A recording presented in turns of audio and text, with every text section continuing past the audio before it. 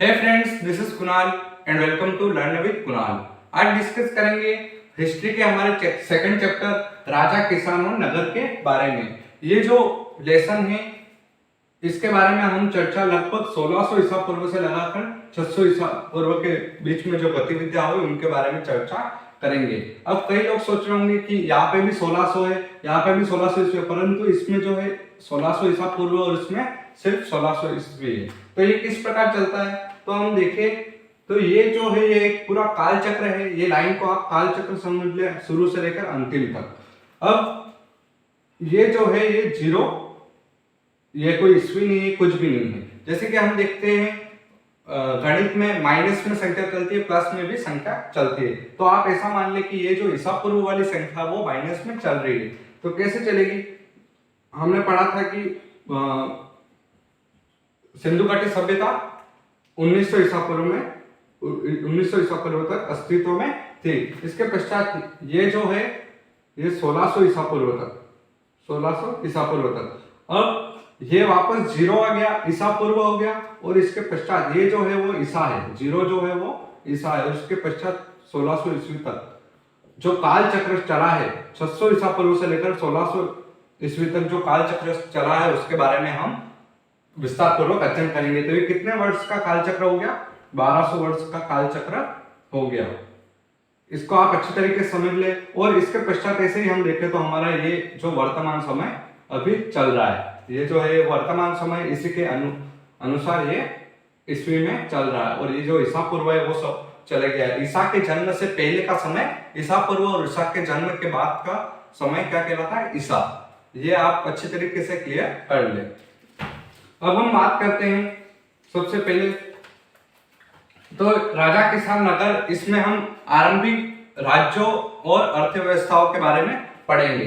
सिंधु घाटी सभ्यता के लगभग 1500 वर्षों के दौरान भारतीय उपमहाद्वीप में विभिन्न प्रकार के विकास हुए। अब ये विविध प्रकार के विकास किस प्रकार हुए, कौन कौन से विकास थे जो इस पूरी परिवर्तनशील, इस काल को क्या कहा जाता है? परिवर्तनशील काल भी कहा जाता है। भारतीय उपमहाद्वीप का परिवर्तनशील काल भी कहा जाता है। अब क्यों कहा जाता है? ऐसे क्या विकास हुए जिनके कारण इसको कहा गया? तो सर ये जो विकास है ये कुछ निम्न है। पहला है ऋग्वेद का लेखन कार्य। ये जो ऋग्वेद का लेखन कार्य है ये सिंधु नदी और उसकी उप नदियों के किनारे रहने वाले लोगों द्वारा किया गया। तो हम यहाँ पे लिखेंगे सिंधु व उसकी उप नदियों के किनारे रहने वाले लोगों द्वारा किया गया। क्या किया गया? ऋग्वेद का लेखन कार्य लोगों द्वारा किया गया। अब सेकंड है कृषि बस्तियों का विकास। कृषि बस्तियों का विकास कहां पर हुआ? तो हम यहाँ पे लिखेंगे उत्तर भारत, दक्कन का पठार और कर्नाटक जैसे उप महाद्वीप में ये सभी जो कृषि बस्तियों का विकास हुआ। तो ये कहां पर हुआ? उत्तर भारत, उत्तर भारत है, उत्तर भारत, हाँ, उत्तर भारत,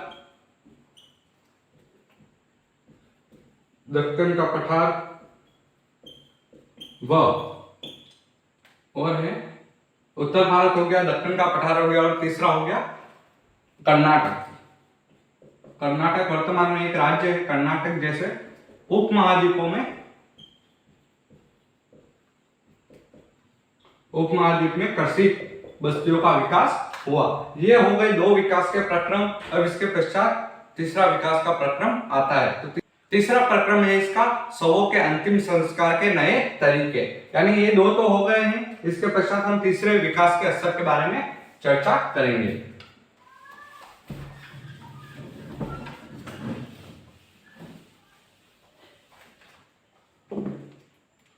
तीसरा विकास का प्रक्रम शवों के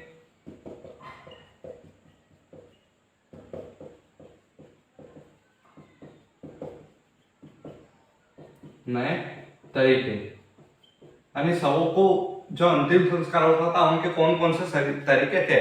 इससे पहले हमने हड़प्पा सभ्यता पढ़ी थी, उसमें भी संविधान के तरीके थे। इसी प्रकार इस उस दौर से निकलकर इस दौर में भी समाधान के प्रक्रिया चलती ही रही थी। तो ये समाधान किस प्रकार किया जाता था, इनका अंतिम संस्कार किस प्रकार किया जाता था, इनके बारे में पढ़ेंगे। ये जो नए तरीके हैं ये मध्य व दक्षिण भारत से प्रारंभ हुए।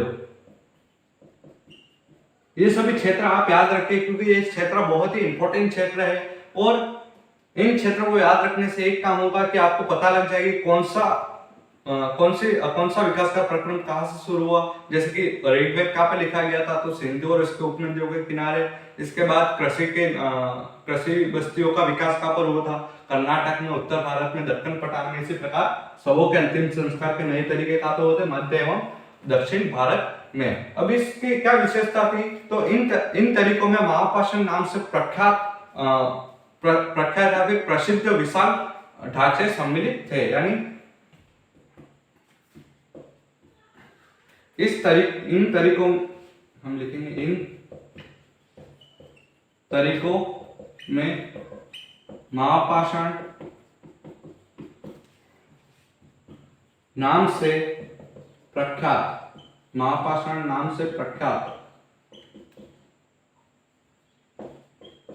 पत्थर के विशाल ढांचे सम्मिलित थे।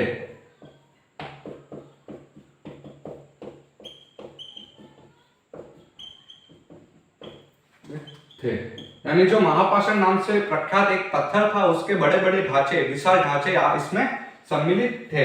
इसके पश्चात इस अंतिम संस्कार के तरीके में क्या अंतर था, तो इसमें जो थे कुछ स्थानों पर विभिन्न प्रकार के लोहे से निर्मित उपकरण भी इनमें सम्मिलित थे। कुछ स्थानों पर लोहे से निर्मित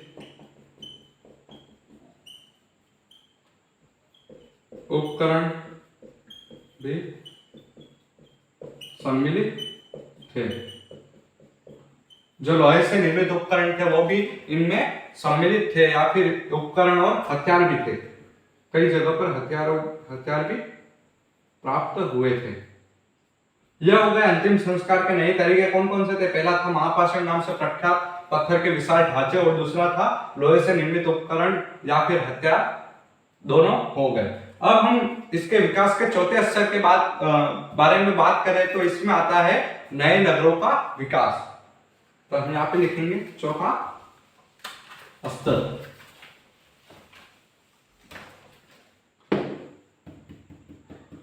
नए नगरों का विकास किस प्रकार हुआ। नए नगरों का विकास 6ठी शताब्दी ईसा पूर्व में आरंभिक राज्यों, साम्राज्यों और रजवाड़ों के विकास के साथ नए परिवर्तन भी हुए। तो हम यहाँ पे लिखेंगे 6ठी शताब्दी ईसा पूर्व, साम्राज्यों, आरंभिक राज्यों,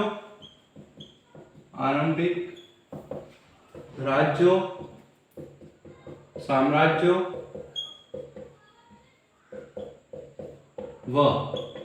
व रजवाड़ों के विकास के साथ नए परिवर्तनों के साक्ष्य भी मिलते हैं। के साथ नए परिवर्तन के साक्ष्य भी मिलते हैं। अब इन शास्त्रों के साथ साथ कुछ परिवर्तन भी हुए। इस दौरान लगभग समस्त महाद्वीपों में नए नए नगरों का विकास भी हुआ था। तो इस दौरान 6ठी शताब्दी ईसा पूर्व में आरंभिक राज्यों, साम्राज्यों और रजवाड़ों में परिवर्तन हुए, जिसके दौरान यहाँ पर समस्त महाद्वीपों में, सभी महाद्वीपों में नए नगरों का विकास हुआ। यह हो गया आपका चौथी विशेषता। इसी के साथ ये अंतिम विशेषता थी। अब हम बात करेंगे इसके पश्चात अभिलेखों के बारे में। क्योंकि 1600 ईसा पूर्व से लगाकर 600 ईस्वी तक जो भी काल रहा उसमें सर्वाधिक अभिलेख प्राप्त हुए। अब ये अभिलेख क्या है, इनको किस तरह पढ़ा जाता था और ये किस भाषा में थे, इन सभी के बारे में हम देखेंगे। तो यहाँ पे हम इसका टॉपिक लिखेंगे अभिलेख।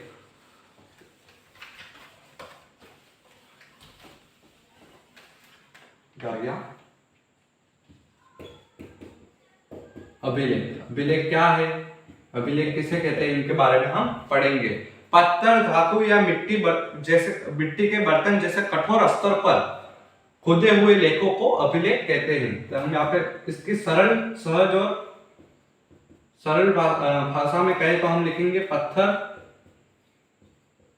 मिट्टी व धातु,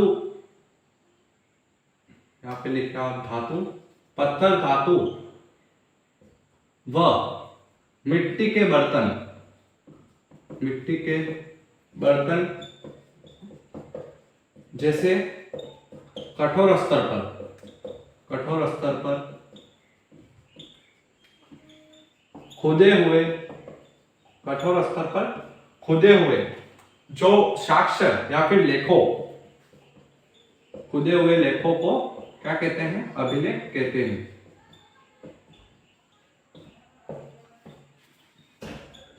अभिलेख कहते हैं। यह हो गया अभिलेख की परिभाषा कि अभिलेख किसे कहते हैं। आपको इस परिभाषा समझ में आ गया होगा कि पत्थर, जैसे पुरातात्विक स्रोतों पे हम देखते हैं तो पत्थरों पर ज्यादा खुदाई करके लिखा हुआ होता है, वो ही अभिलेख कहलाते हैं। इसमें कोई इतनी चर्चा से बात करने की जरूरत नहीं है। इसके पश्चात हम देखें तो अभिलेख का अर्थ है श्रेष्ठ लिखित रचना। अभिलेख का सामान्य अर्थ, अभिलेख का अर्थ क्या हो गया, श्रेष्ठ लिखित रचना, यह हो गया अभिलेख का अर्थ। अभिलेख किसी जानकारी को लंबे समय तक लिखित रूप में सुरक्षित रखे जाने के लिए लिखे जाते थे या फिर बनाए जाते थे। यानी ये जो अभिलेख थे क्यों बनाए जाते थे, क्योंकि पत्थर पर यदि खुदाई करके लिखा जाए तो वो कभी मिटेगा नहीं। यदि हम पेन से लिख दे तो वो मिटने के चांस है, लेकिन यदि हम पत्थर पर खुदाई करके लिखते हैं तो वो कभी भी मिटता नहीं है, या फिर वो पत्थर टूट जाए तो वो साक्ष्य नष्ट हो सकता है, परंतु वो कभी भी मिटेगा नहीं। तो हम यहाँ पे लिखते हैं अभिलेख किसी जानकारी को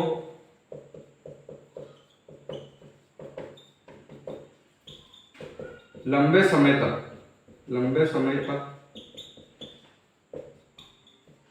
लिखित रूप में सुरक्षित रखने के लिए बनाए जाते हैं।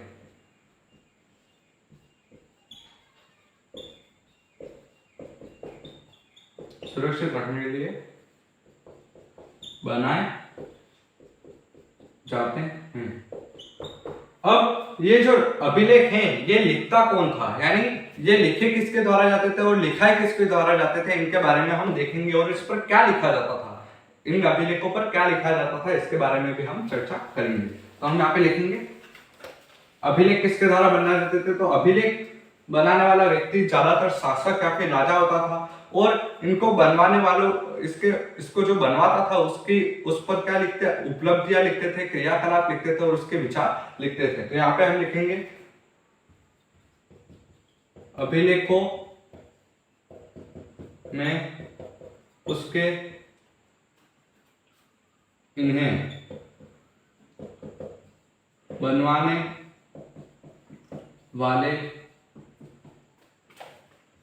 लोगों की, यानी जिनके द्वारा ये लोगों की उपलब्धियां, क्रियाकलाप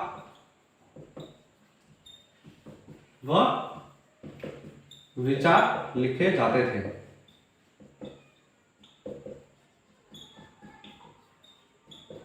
यानी हम देखें तो जो राजा होते थे वो अपनी उपलब्धियां, उनको अपना नाम, यानी उनको जो उपनाम होता है उनका नाम लिखवाते थे, उसके क्रियाकलाप, उसने क्या क्या किया अपने जीवन में, उनके विचार आदि लिखवाते थे।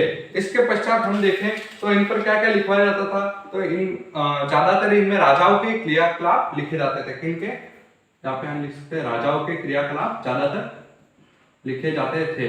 और महिला और पुरुषों द्वारा जो भी धार्मिक संस्थानों में जो दान दिया जाता था उनका उल्लेख भी किया जाता था, यानी महिलाओं व पुरुषों द्वारा धार्मिक संस्थानों में दिए गए दानों का उल्लेख भी इसमें किया जाता था। वर्तमान में भी हम देखें तो यदि कहीं पर कोई चीज का किसी चीज का निर्माण हो रहा है, जिसके स्कूल निर्माण हो रहा है, हॉस्पिटल निर्माण हो रहा है, या फिर किसी मंदिर का निर्माण हो रहा है और उसमें कोई व्यक्ति दान देता है, बहुत बड़ा दान देता है, तो उसका नाम पत्थर पर खुदाई करके लिखा जाता है कि ये चीज इसके द्वारा इस तारीख को दी गई। हम देखते हैं कि इसका पर्दारोपण इस समय को हुआ। अब स्कूल में भी हम देखें तो हमारे सभी के स्कूल में लगभग सरकारी स्कूल में लगा हुआ होगा कि किस समय पर किस व्यक्ति द्वारा इसका पर्दारोपण हुआ, किस व्यक्ति द्वारा इसको स्वीकृति प्रदान की गई। तो इसी प्रकार उस समय भी ये सभी चीजें लिखी जाती थी। अब हम बात करते हैं कि ये जो अभिलेख थे इनका काल निर्धारण किस प्रकार किया जाता था। तो ये जो अभिलेख थे यानी कब बनाए गए थे और किस प्रकार इनकी लिपि को समझा जाता था। तो हम लिखेंगे इनका काल निर्धारण पुरालिपि व लेखन शैली के आधार पर किया जाता था। किस पर किया जाता था? पुरालिपि व लेखन शैली के आधार पर किया जाता था। अभी किस प्रकार किया जाता था इसका हम एक उदाहरण भी देख लेंगे, तो यहां तक आप नोट कर लें। इसका उदाहरण हम देखें तो लगभग 250 ईसा पूर्व ये जो अ है 250 ईसा पूर्व, वर्तमान में हम अक्षर पढ़ते हैं हिंदी वर्णमाला में, उसको कुछ इस प्रकार लिखा जाता था। इस प्रकार लिखा जाता था। जो अ था वो 250 ईसा पूर्व इस प्रकार लिखा जाता था। ये थोड़ा टेढ़ा वेढ़ा हो सकता है परंतु कुछ इस प्रकार ही लिखा जाता था। इसके पश्चात हम देखें तो लगभग ये जो 500 ईस्वी में ये जो अ है ये 500 ईस्वी में ये कुछ इस प्रकार लिखा जाता था। कैसे?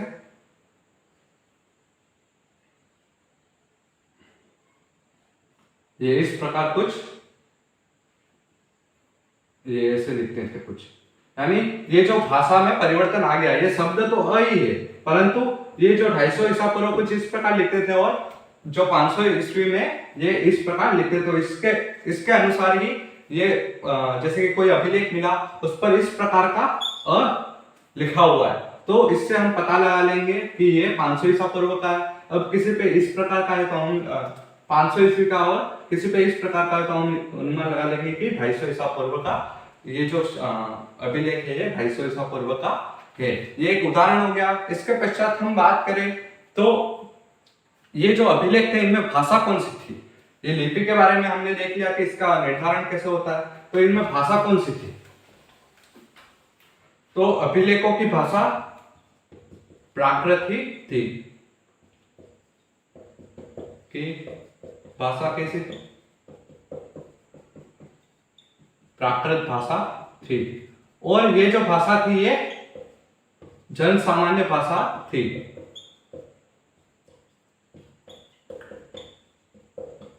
ये जो भाषा थी वो एक जन सामान्य भाषा भी थी। इसके अलावा हमें पाली और तमिल और संस्कृत में भी कई प्रकार के ग्रंथ मिलते हैं। तो पाली, संस्कृत व तमिल में उल्लेखित अभिलेख भी मिलते हैं।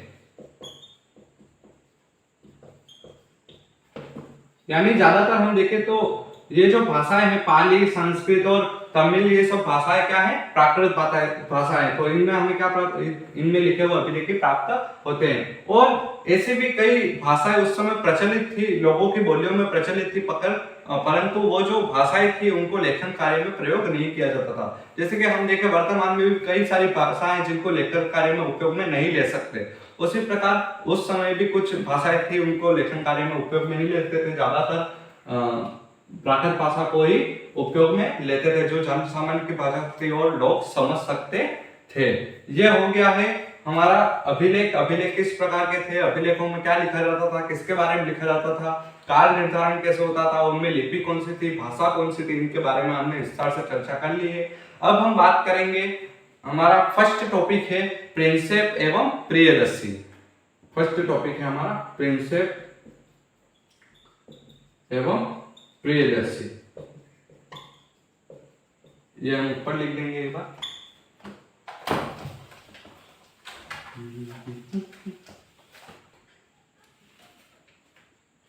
यहाँ पे लिखेंगे हम प्रिंसेप एवं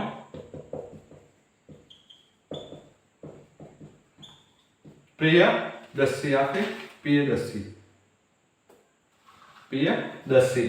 अब ये जो प्रिंसेप है ये कौन है? तो ये प्रिंसेप है ईस्ट इंडिया कंपनी का एक अधिकारी है। और प्रियदर्शी हमने क्लास 10th में पढ़ा था, जो अशोक का एक उपनाम था प्रियदर्शी या प्रियदर्शी। तो इसके बारे में हम अभी फर्स्ट टॉपिक में पढ़ेंगे।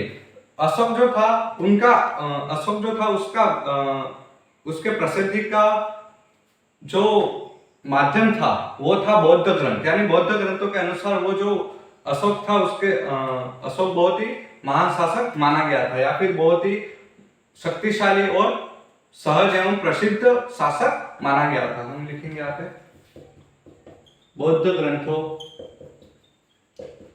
के अनुसार अशोक, बौद्ध ग्रंथों के अनुसार अशोक सर्वाधिक प्रसिद्ध शासक था। अब ये बौद्ध ग्रंथ में क्यों आया? तो जो अशोक था उसने धर्म का प्रचार किया था और उसने बौद्ध धर्म का पालन भी किया था, उसको अपना लिया था, इसलिए इसका बौद्ध ग्रंथों के अनुसार इसके वर्णन किया गया था। इसके पश्चात हम देखें तो सम्राट अशोक के अभिलेख मुख्य रूप से ब्राह्मी एवं खरोष्ठी लिपि में थे। ये यानी सम्राट अशोक द्वारा जो अभिलेख लिखवाए गए थे वो किस लिपि में थे? ब्राह्मी एवं खरोष्ठी लिपि में। सम्राट अशोक द्वारा उत्कीर्णित अभिलेख किन भाषा में थे? ब्राह्मी व खरोष्ठी लिपि में। ये अभिलेख जो थे वो ब्राह्मी एवं खरोष्ठी लिपि में उत्कीर्णित थे। अब हम बात करें तो ये जो अभिलेख है इनको किन के द्वारा सर्वप्रथम पढ़ा गया? तो सबसे आरंभिक अभिलेख और सिक्कों का उपयोग में जो लिपि लिखी हुई थी वो सर्वप्रथम ईस्ट इंडिया कंपनी के एक अधिकारी जिनका नाम था जेम्स प्रिंसेप, उनके द्वारा पढ़ी गई थी। और कब पढ़ा गया था? ये 1830 में पढ़ा गया था। हम यहाँ पे लिखेंगे 1830 में ईस्ट इंडिया कंपनी के एक अधिकारी जेम्स प्रिंसेप द्वारा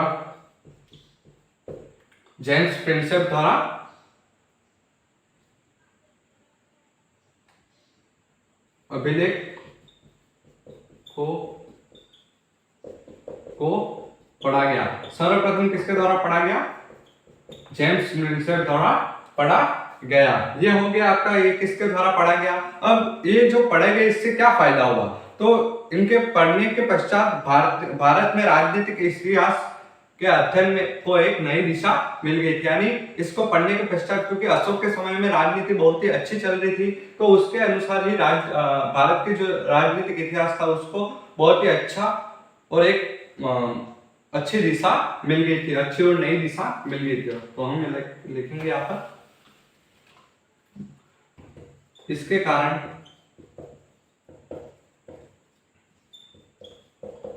भारतीय उपमहाद्वीप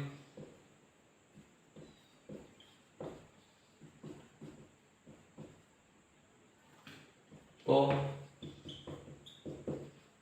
राजनीतिक इतिहास में नई दिशा मिली। ये हो गया आपका किसके द्वारा किया गया, किसके द्वारा क्या किया गया, इन सब के बारे में हमने देख लिया है। जेम्स प्रिंसेप ने सर्वप्रथम पढ़ा था। ये 1 नंबर का क्वेश्चन हो सकता है कि अशोक द्वारा लिखवाए गए खरोष्टी एवं ब्राह्मी लिपि में जो अभिलेख खुदवाए गए थे वो किसके द्वारा सर्वप्रथम पढ़े गए? तो ये 1830 में ईस्ट इंडिया कंपनी के अधिकारी कौन थे? जेम्स प्रिंसेप द्वारा सर्वप्रथम पढ़े गए। प्रिंसेप के अनुसार ज्यादातर जो अभिलेख है उनमें प्रियदर्शी नाम का उल्लेख है और इसके पश्चात एक राजा का उल्लेख है जिसका नाम था अशोक, उसका भी उल्लेख किया गया है। तो हम लिखेंगे यहाँ पर प्रिंसेप के अनुसार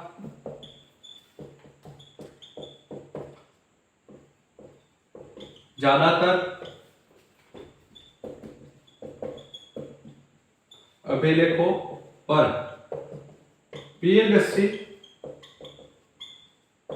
का नाम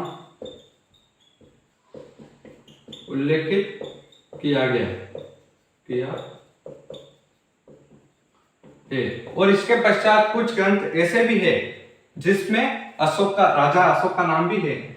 कुछ ग्रंथों में कुछ अभिलेखों में राजा अशोक का नाम भी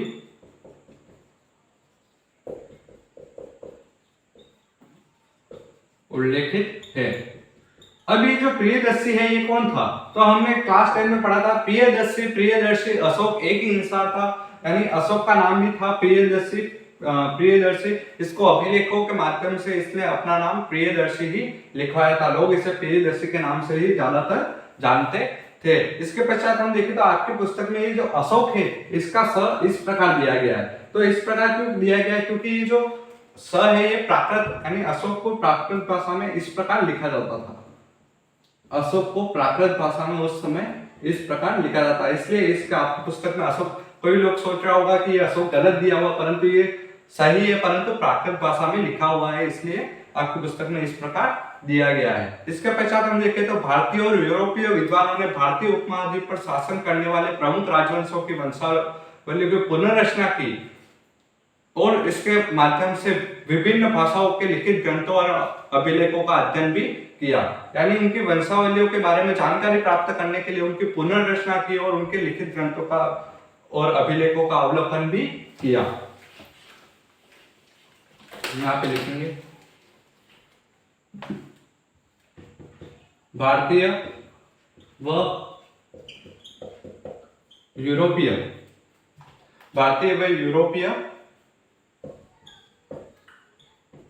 विद्वानों ने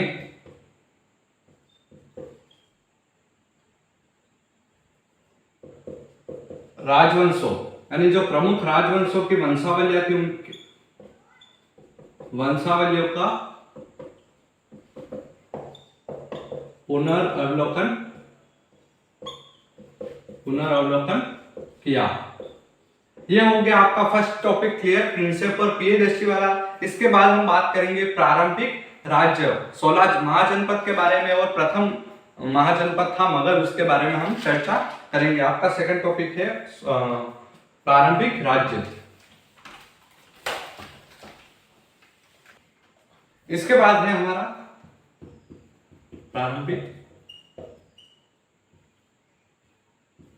राज्य। प्रारंभिक राज्य में हम पहले 2.1 पढ़ेंगे 16 महाजनपद कौन कौन से हैं इनके बारे में हम चर्चा करेंगे, इनका उद्भव कैसे हुआ, इन सब के बारे में हम देखेंगे। आरंभिक भारतीय इतिहास की 6ठी शताब्दी ईसा पूर्व एक महत्वपूर्ण परिवर्तन का काल माना जाता है। इसमें कई प्रकार के विकास हुए। इस काल में प्राय आरंभिक राज्यों नगरों का विकास हुआ। इसके पश्चात लोहे के बढ़ते प्रयोग सिक्कों के विकास के साथ संबंधित किया गया। नहीं, इसमें कई प्रकार के विकास हुए। सिक्कों का विकास हुआ, लोहे का विकास हुआ। तो हम यहाँ पे लिखेंगे 6ठी शताब्दी ईसा पूर्व को कौन सा काल माना जाता है? परिवर्तन काल माना जाता है। अब ये जो परिवर्तन काल है इसमें कौन कौन सी चीजें हुई? तो इसमें हुआ राज्यों व नगरों का विकास, लोहे के बढ़ते प्रयोग व सिक्कों का विकास हुआ।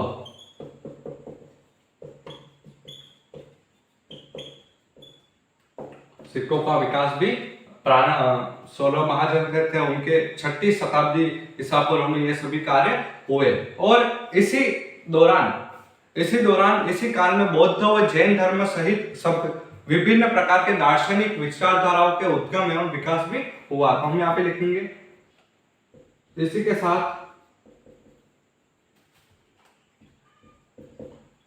बौद्ध व जैन धर्म सहित दार्शनिक विचारधाराओं का उद्गम एवं विकास हुआ। इसी काल में जैन व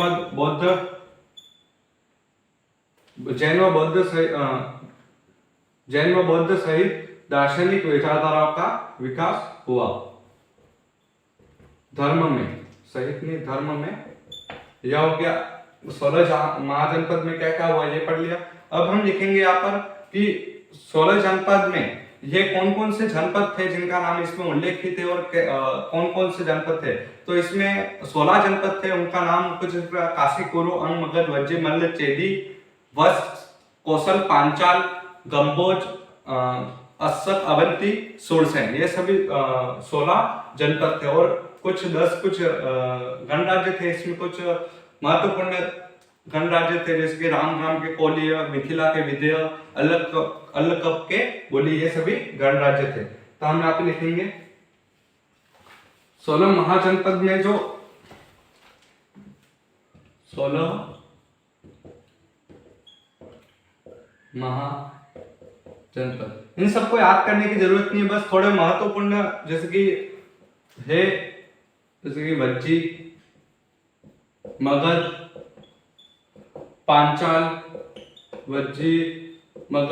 पांचाल, एक महत्वपूर्ण जो है वो याद कर लिया। कौशल, इसके बाद है अवंती और गांधार।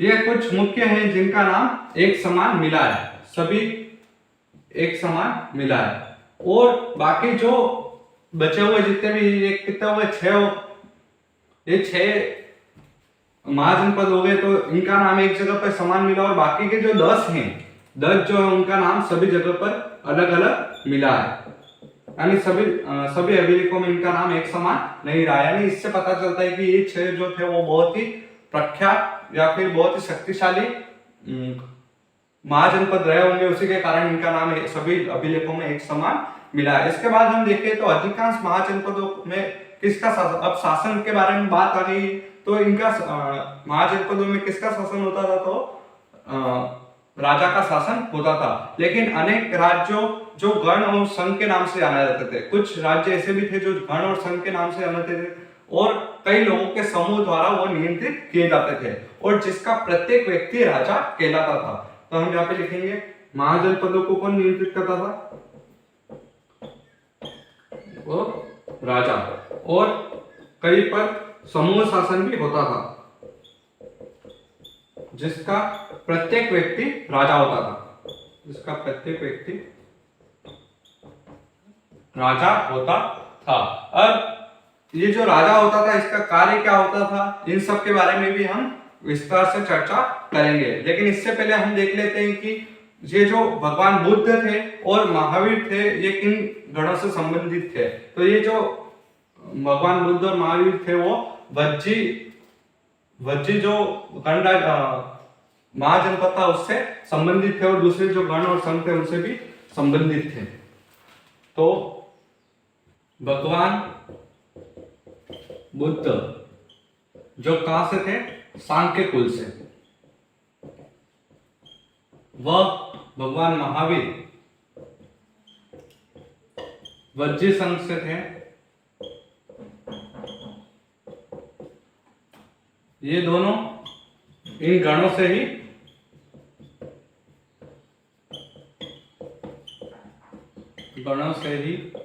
संबंधित थे। इनका संबंध किससे था, इन गणों से ही संबंध था। इसके पश्चात हम देखें तो वज्जी संघ सहित अनेक राज्यों में राजा गण भूमि सहित बहुत से आर्थिक स्रोतों पर सामूहिक नियंत्रण रखते थे। लगभग 1000 वर्ष तक अस्तित्व में रहे इन राज्यों में आर्थिक स्रोत इतिहास स्रोतों की कमी होने के कारण इनको लिपिबद्ध नहीं किया गया। यानी वज्जी संघ सहित वज्जी क्या था, एक गण था। इन गणों में ये कितने वर्ष तक चला था, 1000 वर्ष तक। इतिहास स्रोतों की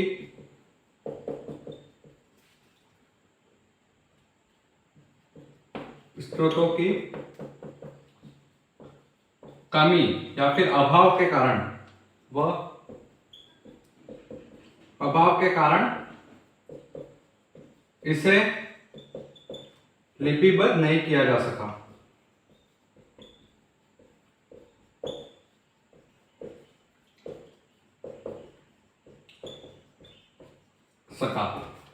इसके पश्चात हम बात करते हैं तो ये जो महाजनपद थे कि हर महाजनपद की एक राजधानी होती थी। यानी प्रत्येक महाजन, जैसे कि मत्स्य की विराटनगर, हमने काशी की ये अंग की चंपा, अश्वक अवंती की महिष्मती, इस प्रकार सभी की एक न एक राजधानी होती थी। हम लिखेंगे महाजनपद की प्रत्येक महाजनपद की एक राजधानी होती थी। वह ये किलेबंद होती थी, यानी चारों तरफ से घिरी हुई होती थी, किले से होती थी।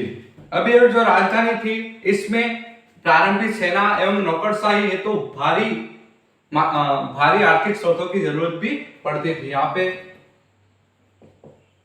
राजधानी में प्रारंभिक सेना व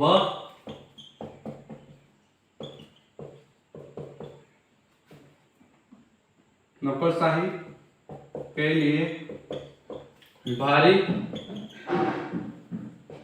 आर्थिक स्रोतों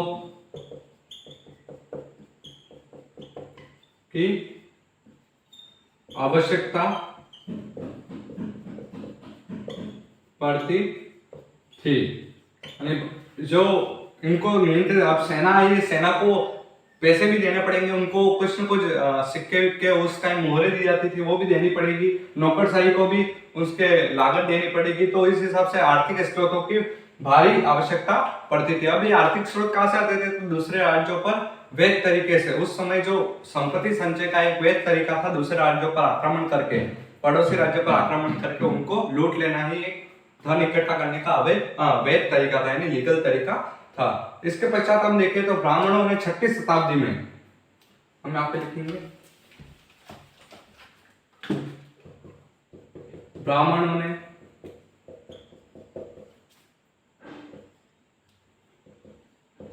6वीं शताब्दी में कौन सा संस्कृत भाषा का ग्रंथ है जिसका नाम है धर्मशास्त्र।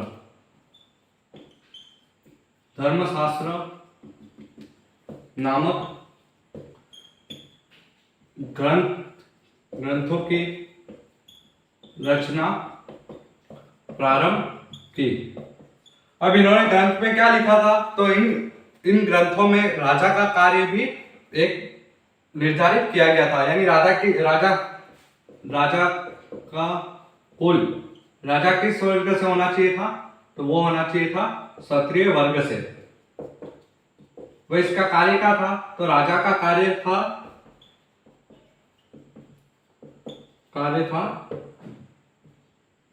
व्यापारियों के पश्चात शिल्पकारों व किसानों से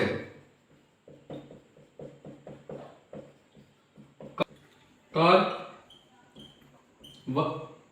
व भेंट वसूलना।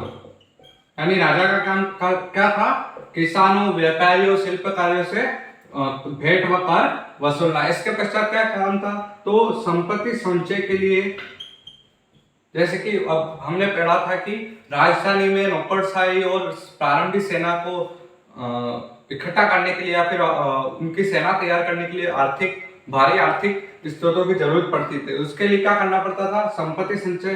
तो संपत्ति संचय के लिए पड़ोसी राज्यों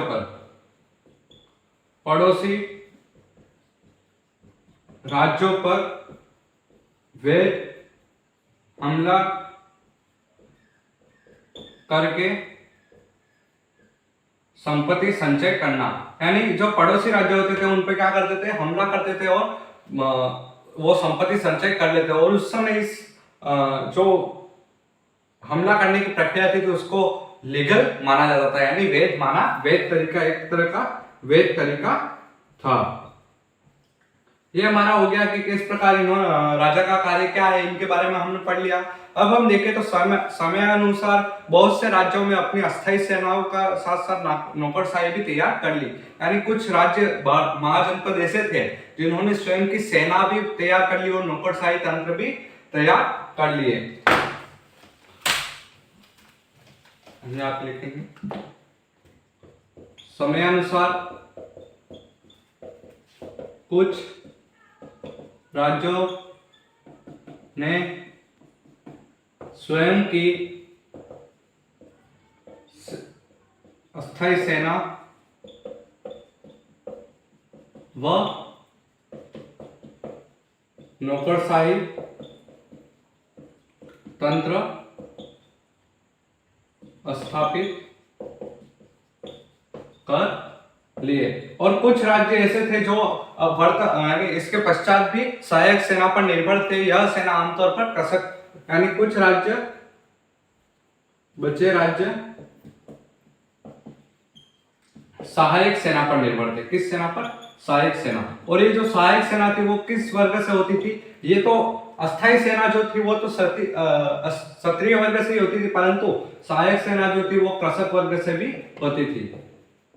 तो ये हो गया सेना के बारे में। इसके पश्चात हम देखते हैं इसके प्रथम जो महाजनपद है, 16 महाजनपद में से प्रथम व सबसे बड़ा और शक्तिशाली महाजनपद के रूप में माने जाने वाला फर्स्ट है मगध। तो हमारा 2.2 है 16 महाजनपदों में प्रथम महाजनपद, तो हम यहाँ पे लिखेंगे मगध। 6ठी से 4ठी शताब्दी के बीच, 6ठी से 4ठी शताब्दी के मध्य, शताब्दी ईसा पूर्व के मध्य, मगध जो वर्तमान बिहार है का एक सर्वाधिक शक्तिशाली महाजनपद के रूप में सामने आया। क्या हुआ? मगध सर्वाधिक शक्तिशाली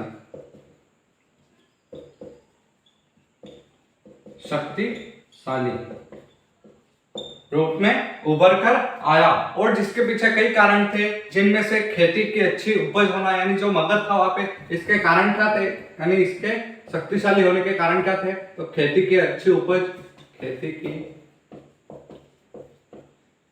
अच्छी उपज। इसके पश्चात हम देखें तो यहाँ पर लोहे के विशाल भंडार थे, लोहे के विशाल भंडार थे। और इसके बाद कई सारी ऐसी चीजें थी जैसे कि सस्ता व सुगम आवागमन, सस्ता व सुगम आवागमन। और इसके पश्चात बौद्ध लेखकों के अनुसार बिंबिसार, अजातशत्रु और महापद्मन जैसे शक्तिशाली और प्रसिद्ध राजा और महत्वाकांक्षी शासक यहाँ पर थे। तो यहाँ पर प्रसिद्ध राजा में कौन कौन से थे? प्रसिद्ध शासक, ये सभी तो इसके कारण हुए, ये शक्तिशाली क्यों था। और इसके प्रसिद्ध शासक बिंबिसार है इसका प्रथम शासक, प्रथम नहीं बोल सकते यानी शक्तिशाली। इसके बाद अजातशत्रु, और इसके अभिलेख भी मिले जिसको इस अजातशत्रु को प्राकृत भाषा में अजातशत्रु भी कहा गया है। इसके बाद महापद्मन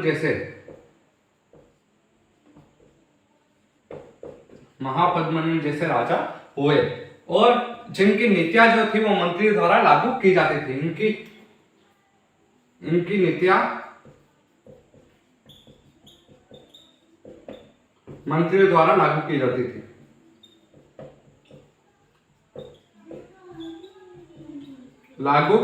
थी।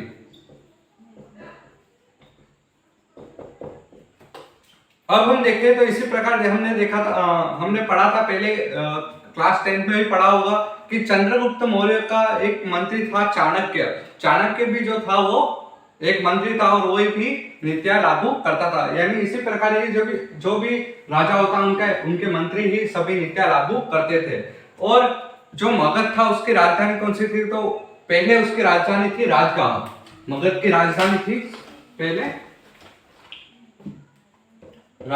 उसकी प्रथम राजधानी थी राजगांव भी वर्तमान में बिहार की जो राजगीर है उसका प्राकृत नाम है राजगांव। और उसका अर्थ क्या है?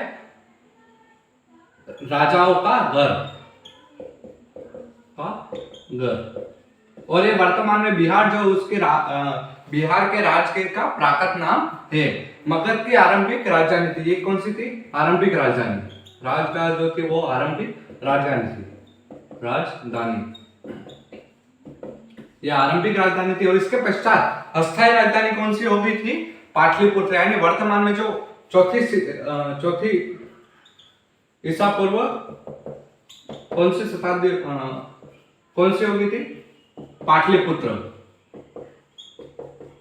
जो वर्तमान पटना में, अभी हम वर्तमान में बिहार के राजधानी जो पटना है वही उस समय पाटलिपुत्र थी। और ये जो राजधानी थी वो गंगा के किनारे अवस्थित थी। यानी पटना जो है वो पटना या फिर पाटलिपुत्र राजधानी लिख देते हैं, राजधानी गंगा के किनारे अवस्थित थी। ये हो गया मगध के बारे में हमारी पूरी जानकारी प्राप्त कर ली। इसके पश्चात हम कल बात करेंगे एक आरंभिक साम्राज्य के बारे में जो मौर्य वंश द्वारा, चंद्रगुप्त मौर्य द्वारा स्टार्ट किया गया था। चंद्रगुप्त मौर्य बहुत ही शक्तिशाली राजा था। अशोक के पिता ही चंद्रगुप्त मौर्य थे। तो यहाँ तक आज के लिए बस इतना ही। कल हम डिस्कस करेंगे एक आरंभिक साम्राज्य, हमारा 3rd टॉपिक है, उसके बारे में डिस्कस करेंगे। यदि आपको ये वीडियो पसंद आए तो लाइक कीजिएगा और इस चैनल को सब्सक्राइब करके ही जाइएगा। आप सभी ने अपने हिस्ट्री का फर्स्ट टेस्ट दिया होगा, उसमें हमारे फर्स्ट लेसन के जो ईंट मणके और अस्थियों वाला लेसन है उसके सभी क्वेश्चन आंसर आए थे। यदि किसी ने हमारे सातों वीडियो देखा होंगे तो उन सभी क्वेश्चन आंसर के आंसर उनमें हमने बता रखे। 20 क्वेश्चन आंसर आप अगर सातों पार्ट देखेंगे उस लेसन के तो आपको अच्छे तरीके से वो पूरा लेसन क्लियर हो जाएगा। तो इसलिए आपसे निवेदन है कि पहले वो वाले वीडियो जाकर देख ले। जय हिंद।